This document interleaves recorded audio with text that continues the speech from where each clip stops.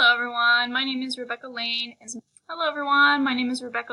this is my intro video for Becoming a Reflective Teacher, Module 1.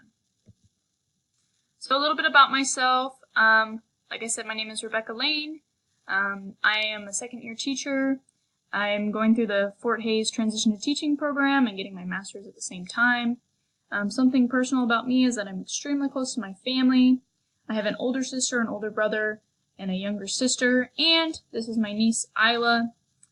She's 4 years old, or turning 4 next month. I don't have any children of my own, but I do have a 1.5-year-old coonhound puppy, and she and I are very close. So I currently work at Wichita North High School, which is the school that I graduated from in 2013. This is me over here, one of my senior pictures from when I graduated. I teach field ecology, which is like an outdoor science class, and I teach 2 ESOL science classes for kids who are new to the United States and don't speak very much English. I really enjoy working at North, especially since I went to school there myself. It's definitely a huge part of who I am, and I feel really fortunate that I get to work there as a teacher now. Kind of a fun fact about me is that ever since I was younger, for whatever reason, I have just been infatuated with the ocean, very interested in the ocean, animals in general, but especially things like whales and dolphins and fish. So what I do over my summers, since we have paid summers off, is I go do internships or temporary kind of seasonal positions. My most recent one was in Plymouth, Massachusetts, working for whale and dolphin conservation on whale watch boats. So that's kind of a cool fact, I think.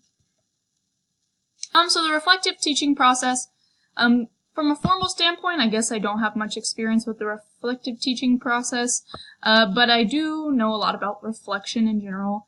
I think it's necessary for improvement or progress to be made in any part of your life, not just your work, but also your personal life as well. I believe it's just really the process of observing yourself, kind of taking note of which strategies are working and which ones are not working, what to do and what not to do kind of thing. And then taking steps afterwards, not just looking back on how you did, but taking steps to improve it for the future. So kind of a learning from your mistakes and also learning from what went well kind of thing. So I reflect on my teaching very often, all the time, every day on my way home from work. I'm definitely a thinker, somebody who thinks about things, sometimes to my detriment. So I definitely would say I'm very reflective.